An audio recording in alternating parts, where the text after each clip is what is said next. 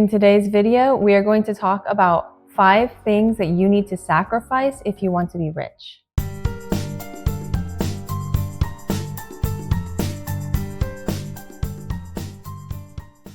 Hi everyone, my name is Helen. Welcome to my channel. In today's video, we're going to talk about 5 sacrifices that you need to make if you want to be rich. The first sacrifice that you're likely to make when you want to be rich is going to be family. Now, family falls into 2 categories when you're talking about the wealthy. Typically, you're talking about like parents and siblings, those kind of family relationships that you already have, as well as getting married and having children. So in the case of wealthy people, many of them do not have children until they are older. They don't typically have children when they're in their early 20s or when they're young, as a general rule. Now, there are, of course, exceptions to that. And when it comes to marriage, they may or may not get married at a young age. That's very individual, but they often will agree as a couple to wait on children when they're trying to become wealthy.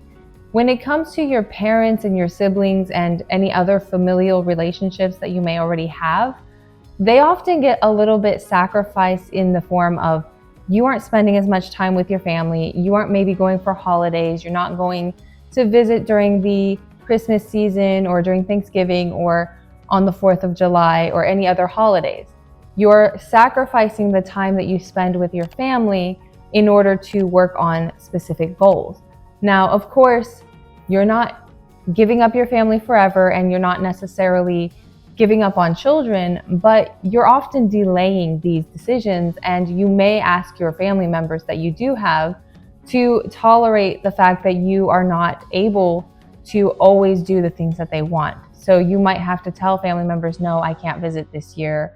I've got this going on for my entrepreneurship or my job or whatever it is that you're doing. The second sacrifice that you're likely to make when you're trying to become wealthy is going to be your health. A lot of people, when they are building up wealth and they're entrepreneurs, they end up sacrificing their health in order to build up their wealth. It's a very common situation because you have very limited time in the day. You only have 24 hours a day. That means that you need to be prioritizing, you need to be organizing your day around the things that are most important for your goals. In some cases, that means that you're not necessarily able to get to the gym, or maybe you're traveling too often, so you're not eating the best diet. Now, of course, you can work on those things at the same time you're building your wealth, but it's going to take a lot of dedication and consideration and planning in order to balance out the things that will potentially negatively impact your health when you're trying to build up your wealth. The third sacrifice that you're likely to make when you want to be wealthy is going to be your hobbies.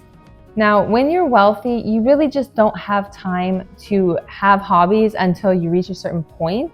So when you're trying to build things up and you're trying to get your business started, or you're trying to get started in your career, you simply do not have time to be playing golf or working on art projects or doing whatever other hobbies you've always had when you were younger. Now, hobbies are something that you can bring back into your life in the future, but during the time when you're really trying to build things up, you aren't likely to be able to have time for a hobby. Generally speaking, the average wealthy person will end up giving up their hobbies as part of the process of becoming wealthy. The fourth thing that you're likely to sacrifice when you're working on building up your wealth is going to be your friends. Now, friendship is an important part of life, and of course, you don't want to give up on all of your friends, but when you're trying to build up your wealth and you're trying to become a wealthy person, you're trying to become rich, you're not going to be able to bring all of your friends with you. There are, unfortunately, toxic relationships, and there are friendships that just will not be beneficial to your goals or even to your life. So when you are trying to become wealthy, one of the sacrifices that you might be making is going to be certain friendships.